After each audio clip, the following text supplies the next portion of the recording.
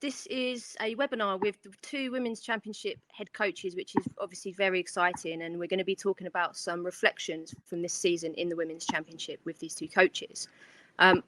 My name is Amy Price. I'm a Women's National Coach Developer. And today it's a real privilege, and just want to say thank you so much to the two coaches that are with us. So Gemma Davies is the Aston Villa Women's head coach. And we have Riteesh Mishra, who is the Charlton Women's Athletics head coach as well. So it's very exciting to have you both here with us today. Obviously, I think what's quite interesting is you've both had a real different journey this season in the Women's Championship to each other. And you've both had some respective achievements in your own right this season. So obviously we now know that Aston Villa have been promoted to the Women's Super League, and we also know that Charlton have stayed in the Women's Championship and survived relegation. So congratulations to both of you, because I think that is obviously a massive achievement in your own right. So look forward to sort of unpicking the story behind those sort of positions in the league table, because we kind of know, don't we, that the league table doesn't tell the whole story, and that's kind of why we're here today. So we're kind of going to be looking at quite an informal approach to today in terms of the conversation. It will just be quite a reflective chat about how you found the season. And as you can see on the slide here, I'm really interested to know what you guys how you would sum up the season in one word.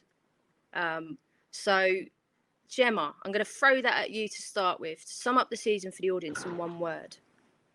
I think the word that I would use would be bold, I think. Okay. Now we're not going to explain why at this moment, are we? We're going to kind of leave it as a little bit of a teaser for the audience in terms of why would you describe it as bold. So hopefully that will come out as the story emerges. So Riteesh, what about you? Well, firstly, congratulations to Gemma and Aston Villa for gaining promotion. And secondly, my word is change. Change. Okay. Brilliant. Love it. So bear those words in mind, audience, because I hope that the story will explain the context there. So we're going to move on to the sort of pre-season, because obviously a long time ago now, it's quite difficult probably to cast your minds back to that time period.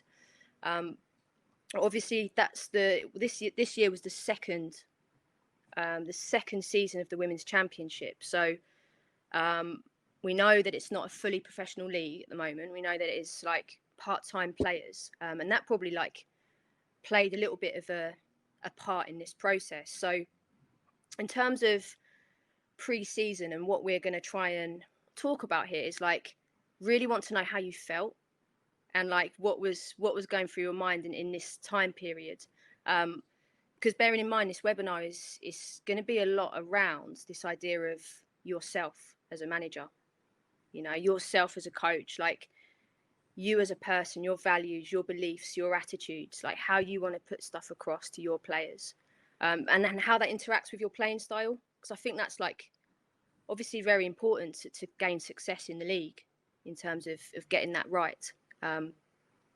So really interested to know how those two things interact, and particularly during pre-season. So Gemma, if you could talk us through, to start with, your thought processes around pre-season. I love this picture of you, by the way. I think it just brings your personality to life. I think it is you all over. So yeah, talk us through what you were thinking and feeling at that time, Gems. Yeah, sure.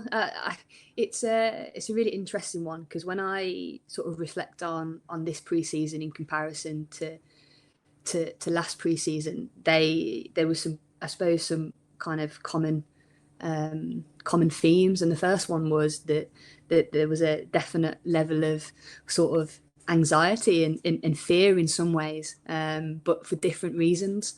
So for last year, it was my first role as a head coach at a championship club. Never experienced that level before, or leading a team as such. So there was definite nerves around that, but also there was very little expectation, because at the time, sort of Villa had come off the back of a poor season, and there was not real kind of sort of expectation of Villa sort of doing well, I guess. And, you know, that was pretty quickly highlighted in the first couple of months of the season, in which we went on 6-7 games of not winning or picking any points up. And then you fast forward to this pre-season, and albeit that those nerves were still there, it was a slightly different expectation and mindset change, I guess, for everybody, because we've gone from sort of let's just stay in the league, let's do well as well as we can, to this year it was very much right, increase investment, increase in expectations from above, and the expectation was to earn promotion. So there was a definite shift in mentality, I guess. I remember talking to you at the start of the season when you'd been informed about, you know, how heavily the club were looking to invest into you guys this year. And I remember me saying something like, wow, like that must be quite a lot of pressure. Like, are you feeling pressured?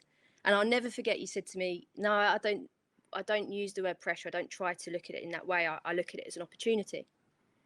And sort of, and now seeing how you worked with the players and how you progressed with the players, I feel like that probably shone through, I would say, within your environment and within how you are with the players. Would you agree with that?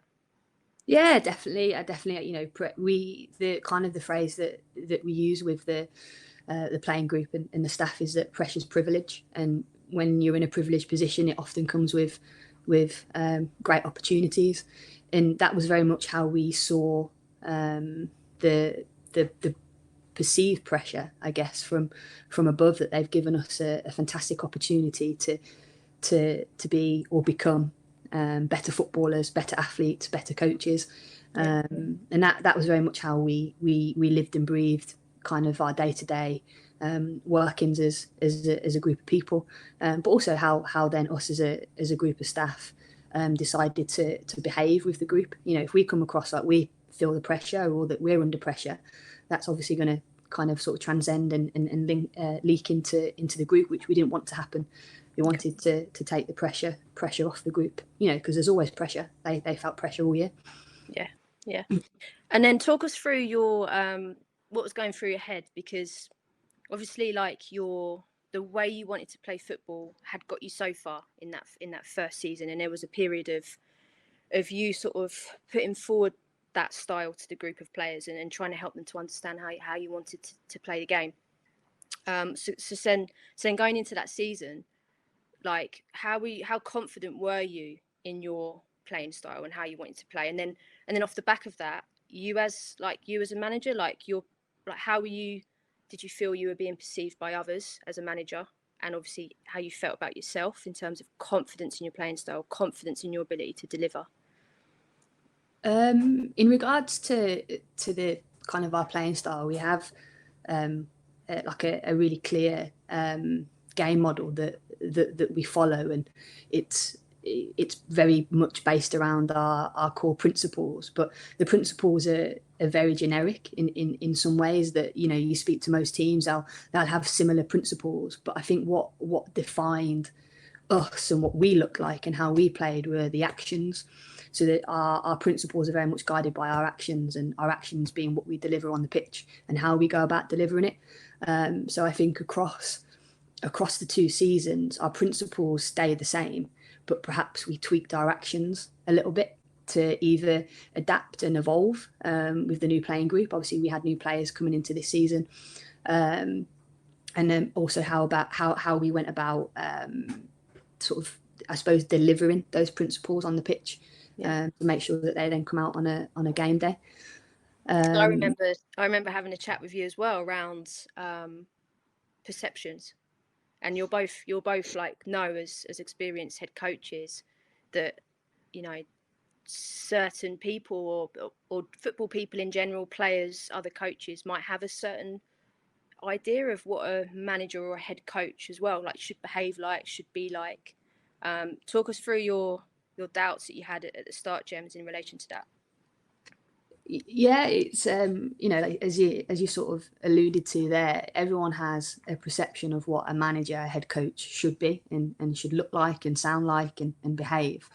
And I guess in some ways, I'm probably the opposite end of the spectrum, and certainly last year's group of players were very used to one way of a style, I suppose, of a manager, and I come in and I was different to that, and that was a challenge for me, I guess, because it took a while for the playing group and the staff to sort of understand how I look to work, and it was a challenge because I guess certainly when we were losing very early on into the season, I was then sort of questioning myself as to whether I needed to change, and I spent some time doing that, trying to be something that I thought everybody wanted me to be.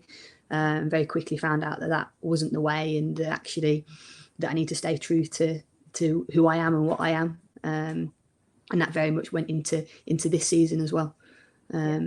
Yeah, for sure. Interesting. Okay, good. Nice little insight there. So going to move on. So Riteesh, it's kind of the same for you really, in terms of casting your mind back all the way to sort of July, August last year. And I know that it was probably quite a different, well, it's very, very different to Gemma's story just there, because I think you finished 4th in the league the year before. Am I right in saying? Yeah. So you had a very successful season, and in some ways potentially might have overachieved as a head coach, as a team. So how was this influencing the way you were feeling about the season that was coming up? Yeah, it's really interesting to hear Gemma talk about the group and what they went through that pre-season. I think ours was probably the flip opposite. So our first season in the Championship, we got promoted through the National League, and we kept the majority of our squad, added maybe 3 or 4 players who I thought would help us stay in the division. And our ambition the first season was to simply stay in the division, based on a newly promoted team, also based on probably the level of investment and resources we have available, and I think we therefore had no real fear, no real pressure that season, and by January we were kind of in a promotion race. I think Man United were very clear of the league, but then I think ourselves, Tottenham Hotspur, Durham were kind of fighting for the second spot until the end of the season. So yeah, you're right. We finished 4th, and then looking back, with Spurs and Man United going out of the division into the top tier, I think automatically, externally, we were then probably seen as one of the teams that would challenge for promotion the following season. And I probably got a little bit carried away with that, when I definitely shouldn't have, because that season and the season before, I was kind of just used to winning. We won most of our games that season. Season before we got promoted, I always went into every single game thinking and expecting we would win. And so I went into this pre-season full of confidence, really excited about how I could, evolve this group and go and challenge. But I think reality really set in quite late on in pre-season. So probably talking early August, where I think some of the investment that we would have liked to have had to try and kick on to the next level as a club, we didn't get. So probably opposite to Gemma, where they were able to get real confidence from above with increased investment, we probably had the opposite at our club. So we were forced to be a bit more resourceful, but that's something that we're used to, and I really actually quite enjoy being very resourceful, because I think you can get a lot out of people. But then I think the big thing was, having overachieved the season before, a lot of our players, quite rightly so, felt they could go and make another step up, and we had the core of our groups, probably 6-7 of the core right through the spine, moved on quite late in pre-season as well, and quite critically, which I'll come on to later, a lot of our forward players, so we lost a lot of our creativity. We had a lot of natural creativity, a lot of goal scorers that moved on, and it was very hard to replace them. And I think as such, when the season started, the group was so different to what I imagined it would be 4 weeks before. We had to bring in players that weren't necessarily the players that I thought we would needed a month before. So it kind of I felt a little bit unprepared going into the season. Had lots of new faces. I didn't really know probably 50% of my group at that point. So that transcended in a lot of focus on trying to get to know people, trying to focus on the person. But 4 weeks isn't enough to get to know someone. I definitely felt when we started the season, we were a little bit unprepared for internal but also external factors.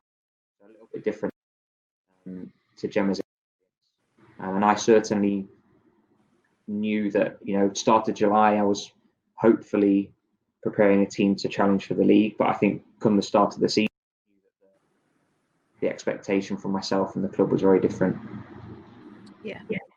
I think the idea around having to rebuild as a head coach in that situation is a massive, probably a massive factor in women's championship football as well, in particular.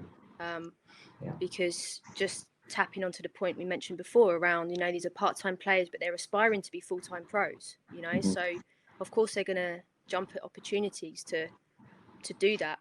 And then it's then probably the onus on you in terms of that integration piece. And then how do you find out if this group of new players hold the similar values and beliefs and attitudes that you have as a coach and as a club? And then how do you sort of marry that, and how do you get those closer together as the season goes on? So we're gonna hear a little bit more from you in a bit around like how you managed that situation and what was the result of that situation as well. So just going to move on now. So we're going to look at like the next part of the season, and obviously this season was a very unique season because of what's happened in terms of it sort of being cut short, but also just for women's football in general, it's been a fantastic season, because I think we've seen some outstanding coaching on show, and like I hope that as this webinar evolves, we'll be able to hear into the types of examples that you guys have applied with your players this year to get the outcomes that you're going after. So in this example here, Gemma, obviously we're trying to think back to that first part of the season where you were winning a lot of games, and I think you only drew the one game. And every time we refer to points and play and table positions as well, I think, as I say, it is just one snapshot of the story, of the bigger picture. So just trying to think back to that time, Gems, when you were experiencing these wins. What was your approach with the Conti Cup? Because that was something I think slightly different in terms of how you'd approach the league. So talk us through that situation where you actually played against Durham and you lost your first game of the season. Yeah, it was really interesting then, just listening to Riteesh then about kind of being used to winning last season, and in some ways leading up to the Durham fixture in the Conti Cup, we were used to winning. Most things had gone to plan in the sense of we were picking 3 points up every week. And we knew that the Conti Cup was coming up, and it was a great opportunity for us to rotate, rest players, and so on, and manage our team appropriately. But we also identified the Durham fixture particularly as an opportunity to almost throw in a curveball. So we knew that our objective was to win the league, and that's all that our focus and energy was on. So we could take a little bit of a hit with the cup games. So we used that first game, as I say, to throw a bit of a curveball in and see how the players adapted to that, because we knew that we're not going to go for the rest of the season and it be as sort of plain sailing as it has been, and we needed to prepare the group for things going wrong because they weren't used to that.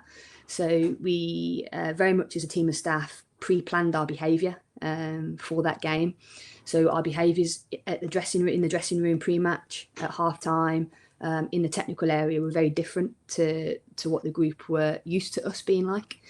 We lost the game 3-0. We'd rotated our squad a little bit, but there were still senior players on the pitch. And when things kind of weren't going to plan in the game, their immediate reaction as a group was to look for us for guidance. And that was something we wanted to work on and move away from. And subsequently, we lose the game. And after the game, it kind of all kicks off a little bit. And the players are like, hang on a minute. Like, where were you, sort of thing, as a team of staff? Like, why didn't you give us the guidance? Why did your behaviours change?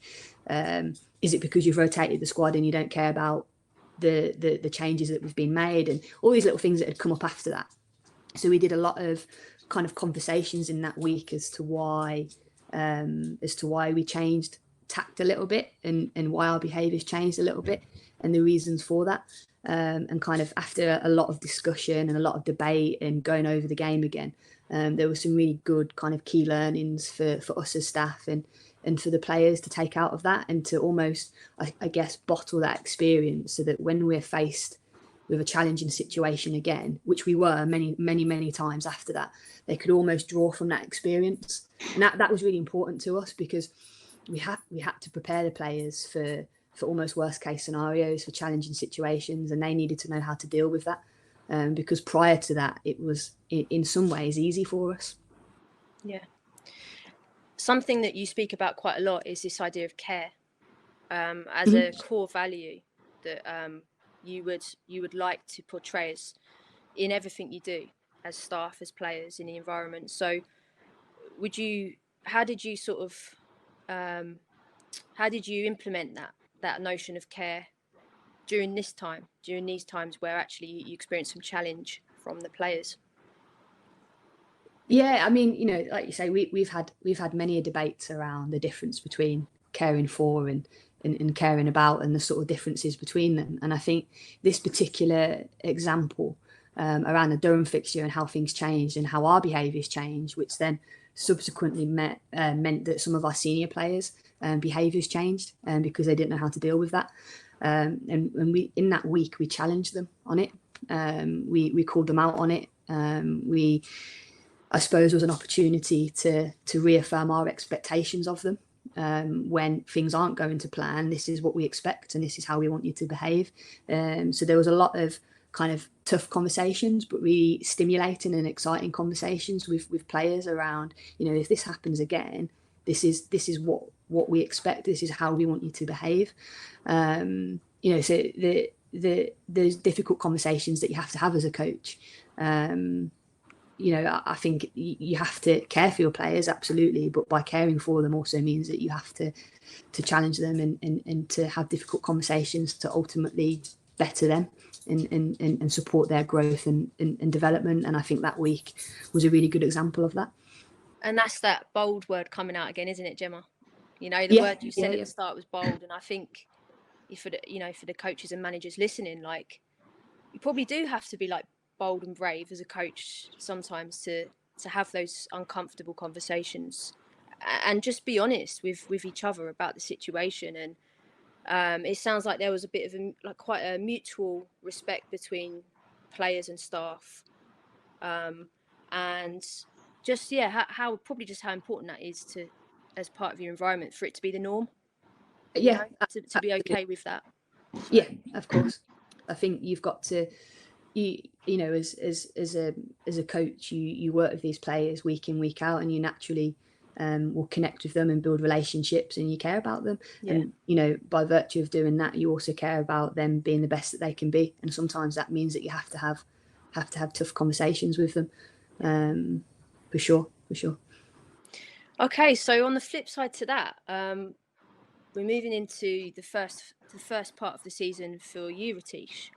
So you had this new crop of players that had entered your environment, and you weren't necessarily getting the results that you wanted in that part of the season, although the performances, I believe you were pretty chuffed with, but you just weren't quite getting what you deserved from those performances. And I'm just thinking now, like, that must have been really, really tough as a head coach to manage that environment, in terms of not just integrating these new players, but how you manage the fact that we're not getting what you as a group felt like you deserved from the situation.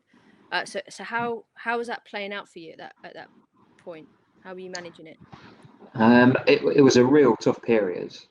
I think where we were started from is having experienced 4 or 5 pre-seasons and start of seasons. We didn't feel I never let the players and rest of the staff know this, but I didn't feel like we were ready to start the season. I always felt like we were playing catch up because we brought in players quite late and quite reactively, having lost a number of our real senior players that we built a squad around.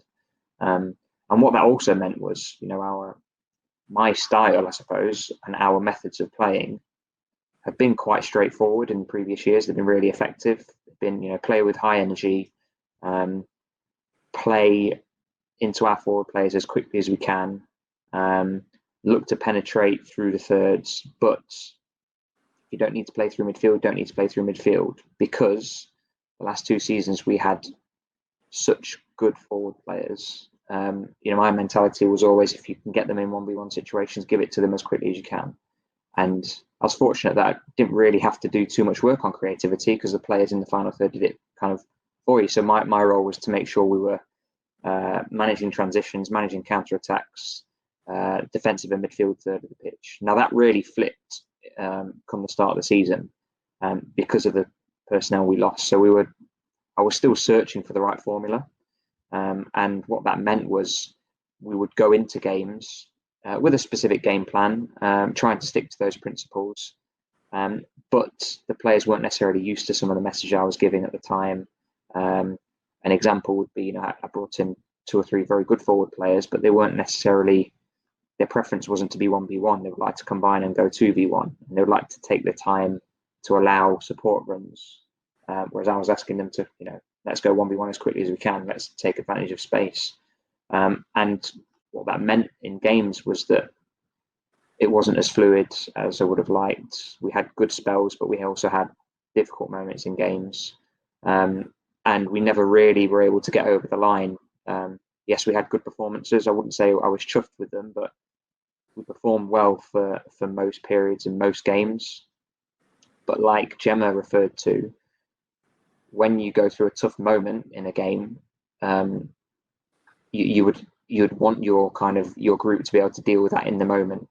And because I had such a new group, I think they were doing exactly what Gemma experienced against Durham. They would look to me and the staff kind of at every difficult moment. And the situation we were in, that would have been if we're 1-0 up and we're under the pressure for 10 minutes, they're looking to us. And sometimes it's too quick to react on the side. You've got to be able to deal with things on the pitch.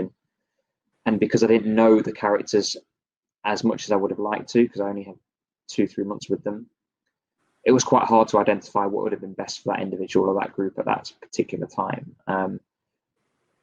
Having said that, when we got to kind of November, I felt we got through a lot of that, and I felt really confident then that we went through a lot of the pain. We were up in 5 or 6 of our fixtures, but we didn't quite get over the line. But we did a lot of conversations, lots of reflection, lots of talking about why.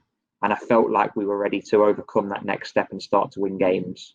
So the break for us came probably at a difficult time. But that first part of the season was a real challenge for different reasons. And I think the final point I would say is we had quite a few games rescheduled and postponed.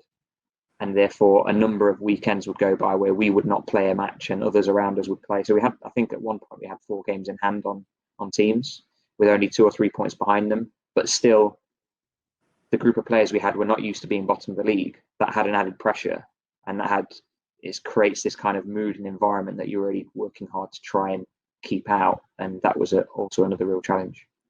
So I'm just thinking about that situation there, and I just wonder, was there anything during that time period that you learned about how to get the best out of a group of female footballers? 1, they're female, but 2, they're used to winning, and 3, they are part-time footballers with aspirations of becoming full-time. So what kind of learnings did you take away from that? Well, I think the coach in me because I didn't know the players and I couldn't quite get the best out of them on the pitch, the coach in me was saying I wasn't having enough contact time with them. I wasn't having enough time on the training pitch. 2-3 nights a week with a group of new players wasn't enough. So I think I put too much time and energy on the technical, tactical. When really looking back, and what I learned was it was all about the environment. You know, you're going to go through that difficult period. You've got to focus the energy on the environment that you're creating. And I take a lot of pride in the environment. And I think anybody who's worked with me, I've got 4 really strong values that I hold the environment to. And I think during that point, in that period of time, my energy as a coach was probably too much on the technical, tactical, how we're going to play, how we're going to approach a match, rather than we get the environment right and we forget about the external factors that we're bottom of the league, forget the fact that we aren't picking up points. They will come if we get this environment right and we keep working on, you know, the day to day. But the biggest challenge for that, Amy, is the contact time, and the environment you create is only for 2 hours of one's day, and they're coming straight from work. They're traveling on a tube, particularly with us in London, for 90 minutes. So it's about focusing on the environment, making sure that 2 hours is a lasting impression on the players, so they don't forget about the environment when they come back after another day's work. Yeah, I love that. That was a real challenge. Yeah, and I think we'll get into the nitty and gritty around that in the last part of the season, in terms of your players and the environment, and then how that sort of changed everything else. So thanks for that insight. It was really interesting. We're just going to move on to like the second part of the season now for both of you. So we're kind of looking at this in the sense of like that December onwards, because obviously in February time was, if I'm right in saying, probably the last time you really played. So you can look at a picture here, Gemma, and again, you know the context behind this picture, and I just wondered, like, just to inform the audience around, you had this long break at Christmas, as did most of the clubs in the Championship, but for you, Gemma, you knew that when you came back after Christmas, you had 4 like big games, like important. Every game's important. Don't get me wrong, but like 4 quite challenging games straight after Christmas, after having a long break. So I think, if I'm right in saying, that was like Sheffield, Chelsea in the Conti Cup, Charlton, and Cov. So how was you managing the build up towards this, like these 4 big games after a long break, managing it with yourself and obviously your staff and your players? Yeah, I think it leads really nicely onto what was just being discussed around the environment and the importance of the environment, and particularly in this period where we had a run of critical games that was so important. And within our kind of season planning, we already identified this part of our season as an opportunity to maybe focus a little bit more on the environment and what we did away from the pitch. So when we came back after Christmas, one of the objectives going into the Christmas break was to be top of the table, and we knew that if we could get to Christmas and be in that position, that would help going into these really important fixtures. So when the group came back after the Christmas break, we had probably a week really where we could kind of take the pressure and the onus of what we were doing on the pitch from a tactical standpoint, leading into this, what was a fairly significant game against Sheffield, and we tried to get the group to reflect on what we've already achieved. So the pictures that you can see between myself and the technical staff, we just selected pictures that we felt held a really significant part of our season, or a defining moment of our season, and we put them all up in the classroom and split the girls off into groups and got them to go around each picture and discuss that picture and the feelings and thoughts that were sort of resonating with them in these conversations, and then just get them to put a word or a sentence around what that picture meant. And then at the end of it, we had 5 or 6 pictures of filled with loads of words, and then the group had to select one picture that resonated with them most, and then kind of feed back to the group about it, and kind of the reason why they picked it, why it resonated with them most. But more importantly, that feeling or what it was that they felt around that picture, how they were then going to take that forward and continue to keep it within our environment. And it was a really wonderful task, and there was some really great discussion around what we've learned, the challenges we've faced, our defining moments so far, and how we can really move forward into this really critical period of tough fixtures. I like that. So it kind of suggests like it's a little bit of a strategy, isn't it, for that idea around pressure and opportunity. And actually, you know what, like, we have got this big opportunity. We've achieved so much so far together, and it's kind of like switching their focus to that, as opposed to being concerned or anxious about what might lie ahead of them. Yeah. And then just my second question around the first part of the season, Gemma, is around this idea around of the opponents, of the oppositions that you play. And I guess by this point, they'd seen a lot of your team playing. And I just wonder how that influenced the way you looked at your playing style, and whether, you know, teams, because they might be playing in a certain way against you because they recognise your strengths and they're trying to nullify that, and you know, they might be trying to get under your skin a little bit with stuff like, how did you look at your playing style in the second part of the season? How was that flexing? Was it not flexing? Were you carrying on with what you believed in and not changing? It's a really good question.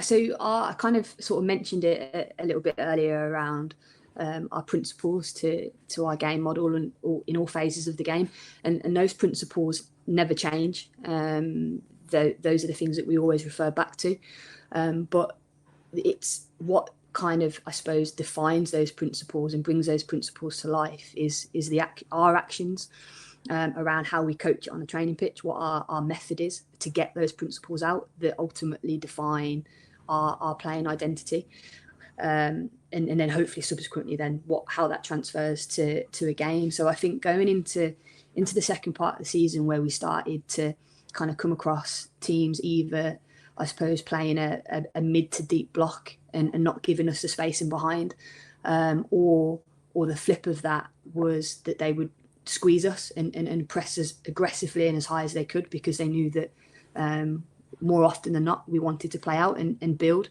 and that was a core belief, a core value of us as a team. So going into that period and knowing that, we didn't particularly change. Well, we didn't change any of the principles around our game model, but perhaps our method in training was tweaked and looked a little bit different. So our actions of what we delivered were sort of perhaps reshaped a little bit. So for instance, it might be one of our kind of core principles would be to win the ball as high up the pitch as we can in terms of our pressing, and then what that looks like. And an action might be we want to show them into a wide area to get them into a 1v1 and that fight zone. And how we then deliver that might look a little bit different going into that kind of second part of the season around the physical outcome and the intensity in which we delivered and the type of practice that we delivered, to change it a little bit. But for the most part, we stuck to our core values as a group, and adapted when we needed to. In terms of our build-up phase, we had to adapt our build-up phase an awful lot, whether we played with fullbacks or played with inverted fullbacks, whether we played as a back three and progressed our fullbacks into higher, more advanced areas. All those things tweaked and changed depending on the opposition, but the principles always remain the same. So just to touch upon, you were saying in training, the type of practice you were delivering in the second half of the season might have looked slightly different. Was that maybe, I might be putting words into your mouth, so correct me if I've misinterpreted that, but would that be maybe some practices that maybe were a little bit more random in nature, which threw up a little bit more problem-solving approach for the players? Yeah, that was absolutely spot on. We did an awful lot of problem solving because we had our principles, we had our way of playing, but it was the idea around the players being able to identify a problem, problem solving in the moment and knowing how to refer back to those principles to then change it in game. And the one example that I can think of is when we played Charlton on the return leg. So it was our home fixture in February. I think it was beginning of February. They pressed us really high. It was really difficult to get out of their press, and it was without any influence from staff. The players tweaked our build-up phase in the second half of that fixture to play our fullbacks differently. And that was through no kind of direction from staff. But a lot of that work had come from our tweaking in method on the training pitch around a lot of problem-solving games, because we knew how we wanted to play, and we knew our principles, we knew what they looked like, we knew how we wanted to get them out. But ultimately, the players need to then decide how and when to do that. So that would be one example I can think of. And we're going to touch upon that example. We're going to bring that example to life against Charlton in a minute as well. So just moving on then to the next part. So Riteesh, in the second half of the season for you, it's actually really, really interesting in the sense of, am I right in saying that some players departed the club? So where maybe they're like the demands of being a women's championship player in the environment that you wanted them to thrive within maybe didn't suit those characters, and that probably had an impact on the dynamics of that team environment. So just wonder, like, what was your approach in terms of trying to put across the way you wanted to play, the types of characters that you wanted to develop within the team, and this idea of potentially reshaping your identity on and off the pitch? Well, I think you're right. We went through a period just before Christmas where we lost 4 or 5 players for different reasons. I think that the big reason was largely because we were seen as possibly a team that would challenge for promotion. The type of player that decided to join us and the type of player we brought in were those who either had aspirations to become full-time players or were dropping down from a full-time environment into a part-time environment. And, if you couple that with the fact that we were no longer a team that was fighting for promotion, we were fighting for relegation, that was something that those types of players never really experienced before, and it wasn't really what they were kind of signing up to be involved in. So a few of those left to other clubs who were perhaps in a different situation to we were. But what that meant was, we were forced then to just relook at our squad and say, well, what have we got here? And the product of that was we had a really young, hungry squad with quite specific attributes. And I touched on before, my focus as a coach was probably too much technical, tactical, trying to influence the way these players were playing, but didn't really have the time anymore because we had half a season left. Although we had over 50% of our games, we had half our season left.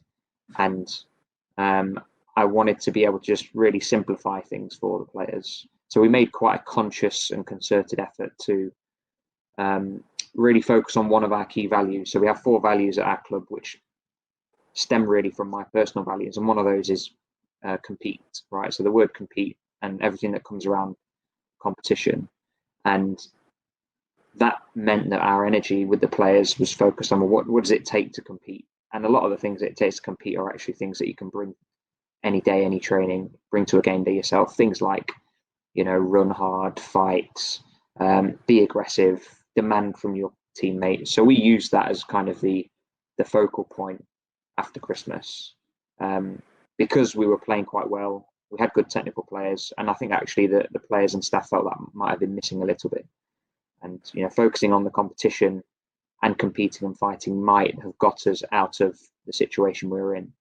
And we had 2 games to really almost really test and challenge that new, I wouldn't say identity, but new probably focus and new priority for us, which was against Leicester and Aston Villa, 2 away fixtures after Christmas. Leicester at the time were investing in new players. They brought in quite a few new players. I think they've transitioned to largely going full time. So it was a big test for us. We played really well. Focus was again on changing how we approached the team without the ball. So being aggressive, creating 1v1 duels when the opposition have got the ball and being confident in those duels to win the ball back. And the messages as a coach became really simple to me. It was, when you have the ball, when you don't have the ball, I want you to focus on being aggressive, not giving anybody any type of respect on the field in the fact that they're not better players than you. They don't have a certain right to win a 1v1 duel to you.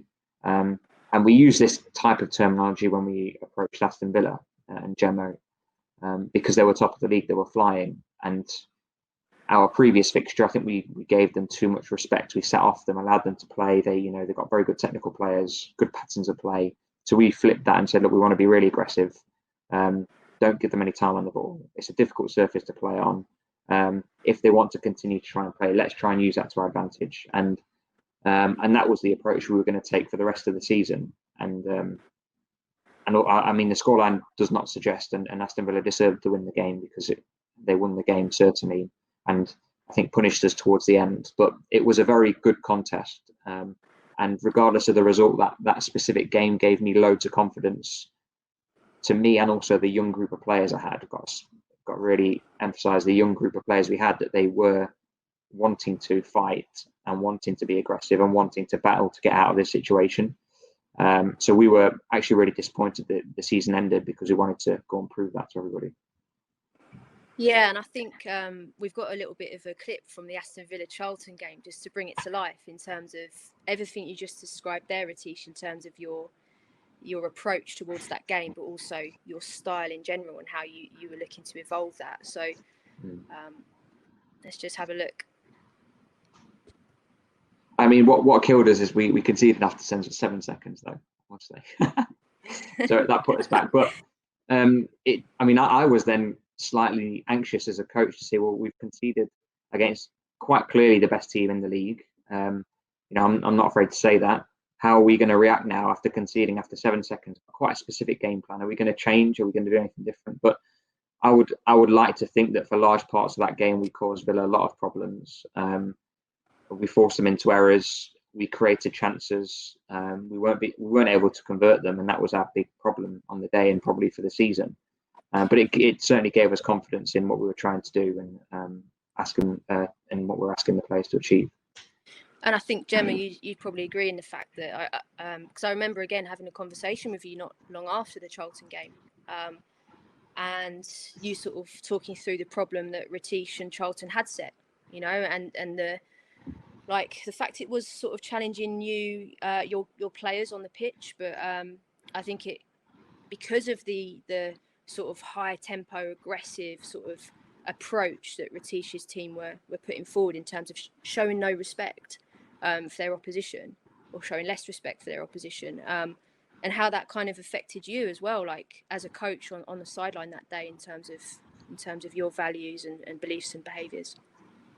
Yeah, certainly. I think the first time we played them to playing them second time round, the completely different team, and it was such a good game. It was such a good game. It posed so many questions and challenges for us, and Charlton came out to really be aggressive, to press us, to kind of try and disrupt any form of rhythm that we tried to get with the ball, and naturally as the game went on, because it'd be fair to say it was quite a spicy game, I think, with a lot of heat in it. I think as the players started getting I guess a little bit frustrated, I could definitely feel myself also getting frustrated, I guess. And I think on reflection, actually, and I think I mentioned this to you as well, Amy, I think that was the first game that season that kind of my behaviours in the technical areas of the game evolved and went on, that I could kind of feel myself become a little bit more frustrated and a little bit more heated with my actions, because we were challenged, and I'd say that it was the first time, what felt like a long time, in which we were really put under a consistent amount of pressure for large spells in that game. yeah, so it definitely kind of that then was reflected in my behaviour. Yeah. So okay, so moving on to the next part, Riteesh. So I'm just trying to obviously put myself in your shoes a little bit, where you sort of wanted to make these changes and you done it a little bit, and then kind of the season stopped there. So what was your strategies around how to continue that momentum into lockdown? Yeah, it came at a really frustrating time, as it did for everybody. But we're talking about football in our group. We went through such a difficult period, and we felt like we were coming out of it. That we were actually, although bottom of the league, we had a few games in hand. We were excited going into the next group of fixtures, all teams in and around us, and we really felt we had a point to prove. And really confident that we would have done that. And as lockdown started, and as we started to get a sense that the season may not continue and it may get cancelled, what I didn't want to do is then just almost press the reset button as players and staff. It was a really tough 3-4 months. The environment was hard to manage. For a lot of young players, it was the first real experience of them not winning and not being able to pick up 3 points and feeling external pressure. And I made a conscious effort to try and meet that head on with the players during lockdown, so that they didn't press the restart button, but we were almost forced to reflect on those 3 months, but try and spin it in a positive. So we had plenty of conversations over the season about, what's not right, what can we do better. But I wanted really to give them a task which was more self-reflection. They had lots of time to themselves to just go away in their own bubble and think about how they can really just become a better person and a better player after the last 3 months that they've experienced. And if we were to restart the season, each player coming up without any guidance from the coaching staff, 2 or 3 things that they would really hold themselves account to make sure that, one, they could really help each other out of a situation if they ever faced a situation like this again. And 2, what did they actually enjoy and learn about themselves during the period of not winning, despite playing well. And to me, it was such a refreshing and eye-opening experience, and something I'm definitely going to take into the new season, regardless of a lockdown or not, is just making sure that the players have their own reflection points, and I am taking their feedback on board about the reflections. And the reflections some of them were very simple, as I'm not getting enough sleep because I get to, it's hard when we're not winning. I'm not enjoying getting to training, and I get in my bed at 11:30 and I'm up at 6 a.m. for my work, right the way through to, team dynamics or individuals potentially not doing what they said they were going to do, and all these great ideas. And it was quite a hard task for me as a coach to actually sit down and reflect, because, I asked the players to be open, which I try and always do. And with that, they gave some open and honest views about coaching staff, about other players, about the environment. But the one consistent thing was they all recognized that they were doing it to try and make us all better. And I tried to reference we in a lot of the examples I gave rather than I. And I forced all the players to be open about their assessment, and I reflected all the feedback back to them. And I think it was a big point for the players. I think it was quite a pivotal moment. And I think that it's created more of an open, honest culture with a group of players that didn't know each other 6 months ago. And that's why I was really excited about the season restarting, and I'm hopeful that we can take that into the new season. Brilliant. Yeah, I think that's an excellent example, isn't it, of how to utilise the lockdown time, but a way of putting forward that going back to values, beliefs, attitudes that you want to be displayed in your environment, in your culture, as you said. And it sort of links into the example, Gemma, that you gave before regarding that idea of care as well. You're just trying to do the best, aren't you, for the group of players that you work with, both of you, in different ways. Okay, so kind of just getting to the end now. So like you've both kind of talked us through your story of your season, and hopefully now for the audience you can put the words that Riteesh and Gemma said at the start into context. So Gems, yours was bold, and Riteesh, yours was change. So it kind of makes a lot of sense now. It definitely does from my perspective as well. So kind of last question to you both, really. So Gemma, I'll ask you you first. So Obviously, for next season, you're going to be going into the Women's Super League, which is massively exciting, I'm sure. So what will be your biggest learning from this season that you want to take into next season and beyond?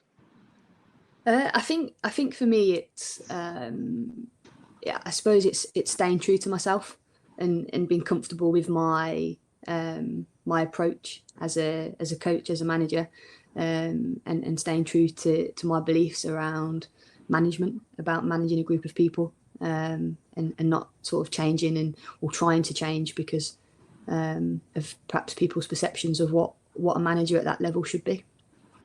Love it. Okay, well, we've got it on video now, so we can, yes, can hold you account to that. Riteesh, what about you? So I've got two key learnings. I think one is when it comes to, there's obviously a lot of changeover of players in women's football. When it comes to recruiting players, just making sure that they understand the expectations of the club, where we will be, and vice versa. I would understand the expectations of a player.